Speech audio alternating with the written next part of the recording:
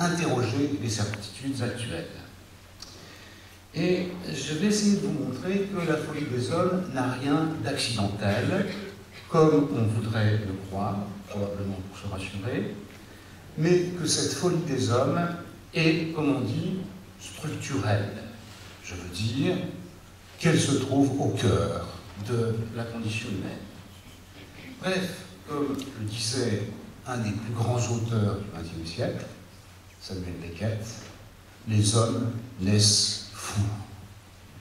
Et s'il est devenu un des plus grands auteurs de ce siècle, de ce XXe siècle, c'est précisément parce qu'il avait mis cette question au cœur de son théâtre et de sa littérature.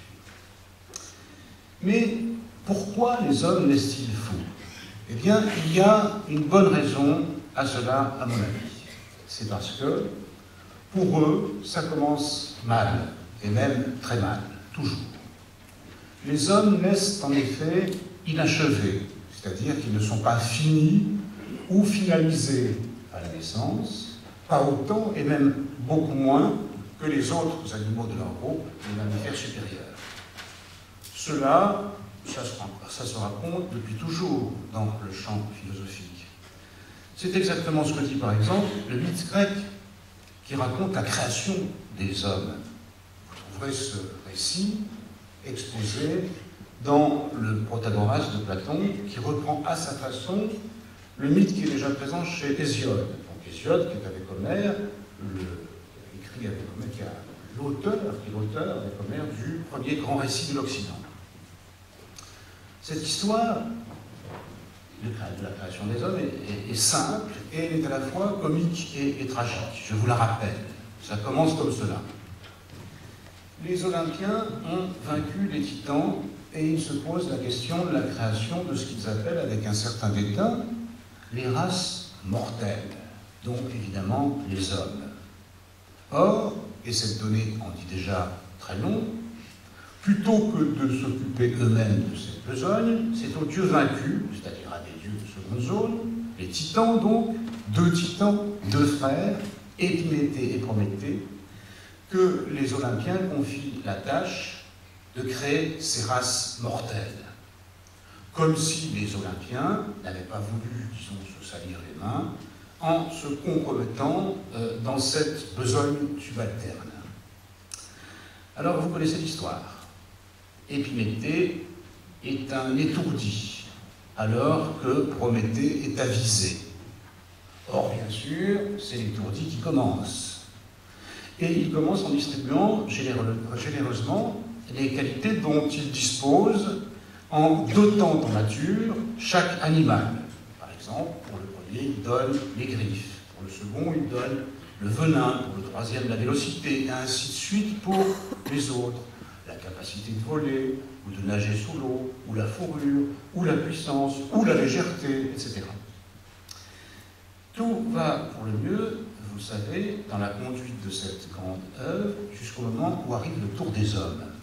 Et là, Épiméthée, l'étourdi, s'aperçoit que le grand sac des attributs est vide. Ce qui crée bien sûr une panique, si vous me permettez ce terme, titanesque. Et si qu'intervient le second, Prométhée, l'avisé, pour tenter de réparer la faute, pour ne pas dire davantage, de son frère. Car cet être sans équipement n'aurait évidemment pas pu succomber si Prométhée n'avait pas été dérobé le feu aux Olympiens pour le donner à cet être. Du coup, ces animaux faibles et sans poils ont pu s'assembler autour du foyer et, partant, survivre. Mais là, nouvelle question, étant dépourvu de tout, chacun s'est trouvé conduit à penser que l'autre avait peut-être plus que lui. Vous voyez de quoi ces farceurs sont capables. Être sauvés in extremis pour s'entretuer aussitôt pour quelque jalousie. Du coup, ils se sont retrouvés confrontés à l'abyssale question du vivre ensemble, c'est-à-dire des lois qu'ils doivent absolument se donner afin de pouvoir être ensemble sans trop s'entretuer.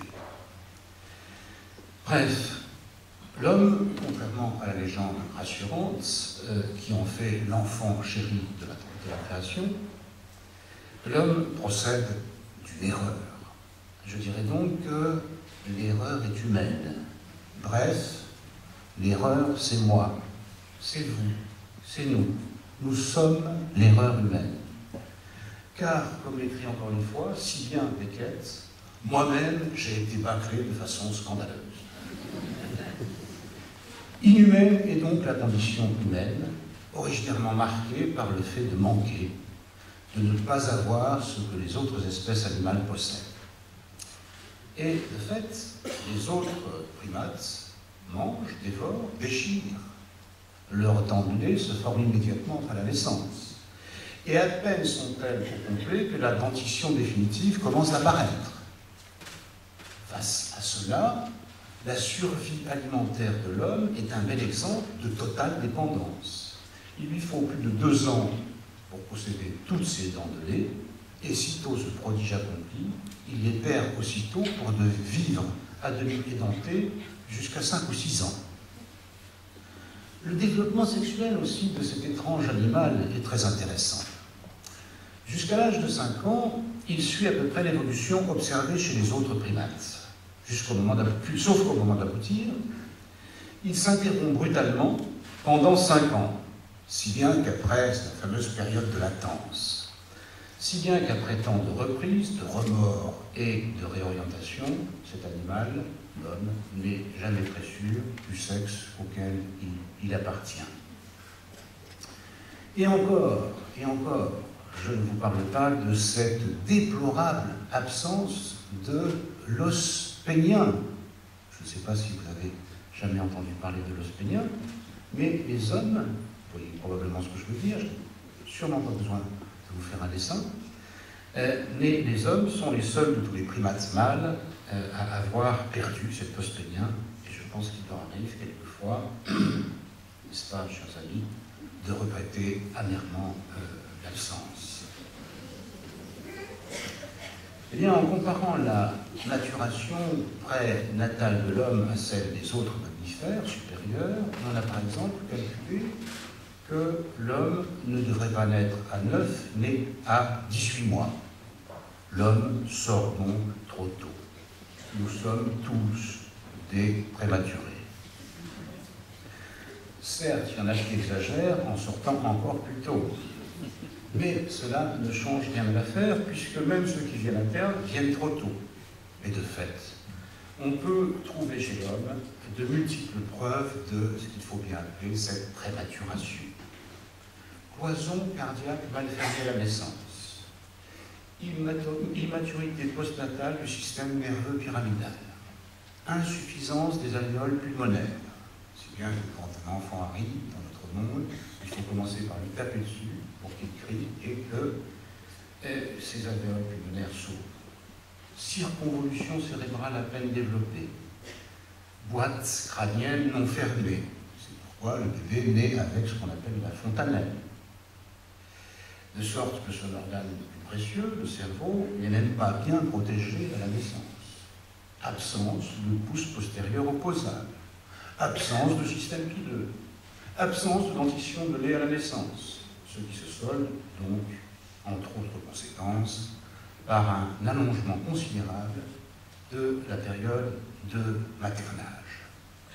Bref, donc, je le répète, nous sommes tous des prématurés, jetés dans le monde trop tôt, mal pourvus d'un organisme inachevé, nous conservons toute notre vie les stigmates de cette prématuration et de la fétalisation qui nous interdisent probablement de jamais devenir vraiment adultes. Eh bien, ce manque de naissance, ce manque de nature, constaté dès la naissance de la philosophie, a littéralement obsédé la philosophie. Ce thème, en effet, sera repris dans tous les grands moments clés. À l'époque de la Renaissance, par le théoricien, si on peut dire, de la Renaissance, Pie de la Mirandole, puis à l'époque des Lumières, par Kant et par Fichte, et plus près de nous, par Freud, qui voit dans ce manque de nature, vous allez voir que je viens à la question de la folie, la cause de la maladie mentale qui nous caractérise. En l'occurrence, pour Freud, la névrose. Par exemple, dans un texte de 1926 qui est intitulé « Inhibition, symptômes, angoisse », il écrit ceci. Parmi les facteurs qui causent les névroses, il faut retenir l'état de dépendance longuement prolongé du petit enfant d'homme. L'existence intra-utérine de l'homme apparaît face à celle de la plupart des animaux relativement raccourcie. L'homme, l'enfant d'homme, est jeté dans le monde plus inachevé qu'eux. Fin de citation. Et depuis un siècle, cette question est passée du plan philosophique au plan scientifique. Je citerai seulement quelques noms. D'abord, celui du découvreur de cette question, l'anatomiste hollandais Louis Bolk, qui a écrit en 1926 donc un texte qui a diffusé immédiatement le problème de la jeunesse humaine, qui a diffusé immédiatement de toute l'Europe, si bien que les Viennois, Freud en France, ont trouvé ce texte et ont immédiatement travaillé à partir de cette hypothèse. Donc Bolk, mais aussi cette hypothèse a été reprise par un biologiste, un très grand biologiste et anthropologue américain, dont vous connaissez probablement le nom, puisqu'il a écrit des livres à très grand succès, qui ont été traduits en France. Il s'appelle Stephen Jay Gould, dans les années 70. Puis, plus près de nous, cette hypothèse a été reprise par des Français, par exemple Chaline, Delattre, d'André-Court-Malassez, et bien d'autres, dont par exemple Alain Brochian, professeur au Collège de France, avec qui j'ai fait soutenir une thèse il y a peu de temps sur cette question. On peut donc dire que la prématuration de l'homme à la naissance est devenue une question scientifique, une hypothèse scientifique. Mais revenons au plan philosophique, car si cette hypothèse est prise au sérieux par la science, alors il faut en tirer toutes les conséquences.